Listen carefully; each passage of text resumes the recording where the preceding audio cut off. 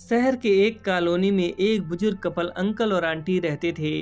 वह कॉलोनी अभी जल्द ही बनी थी, इसीलिए उसमें 4 से 5 घर बसे हुए थे। इनका बेटा इन्हें छोड़कर अपनी पत्नी के साथ विदेश में रहता था, क्योंकि उसकी पत्नी ये नहीं चाहती थी कि वह घर पर रहकर अपने सास ससुर की मदद करे।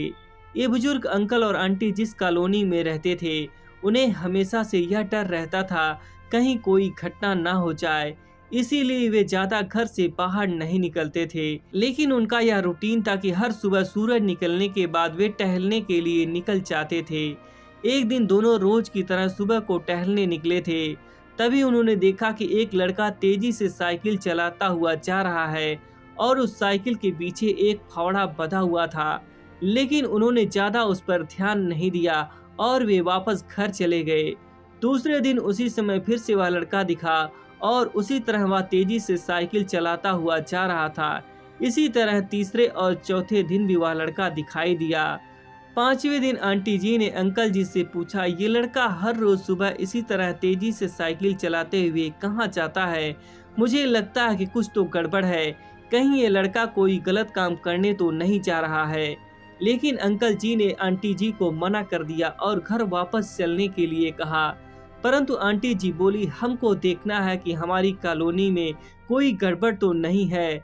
अंकल जी बोले, ठीक है, अगले दिन हम इस लड़के का पीछा करेंगे और देखेंगे कि यह कहाँ जा रहा है।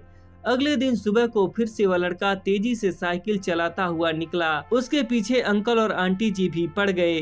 उन्होंने देखा कि थोड़ी दूर जाने के बाद वह लड़का एक पेड़ के पास साइकिल खड़ी कर देता है और उसी पेड़ के पास थोड़ी सी खाली जमीन पड़ी थी और वह उस जमीन को खोदने लगता है। अंकल और आंटी जी कुछ देर तक उसे देखते रहे, ये लड़का क्या कर रहा है, लेकिन लड़का जमीन खोदे जा रहा था। कुछ देर बाद उन्होंने लड़के से पूछा, आप ये जमीन क्यों खोद रहे हो?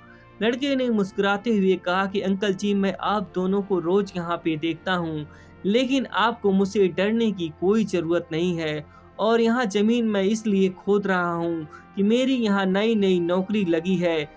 अंकल जी ने पूछा कि नौकरी लगी है तो ऐसा कौन सा काम है जिसमें तुम्हें जमीन खोदनी पड़ रही है? लड़के ने कहा, मैं बड़े दिन से बेरोजगार था, फाइनली मुझे फार्म हाउस में काम मिला है और उन्हें एक ऐसे लड़के की जरूरत है जिसे काम करने का अनुभव हो और मेरे पास कोई अनुभव नहीं है, इसीलिए मैं रोज यहाँ फावड़ा लेकर आता हूँ और जमीन खोदने की प्रैक्टिस करता हूँ ताकि जैसे ही नौकरी पर काम शुरू हो उसमें से उसे निकाला ना जाए।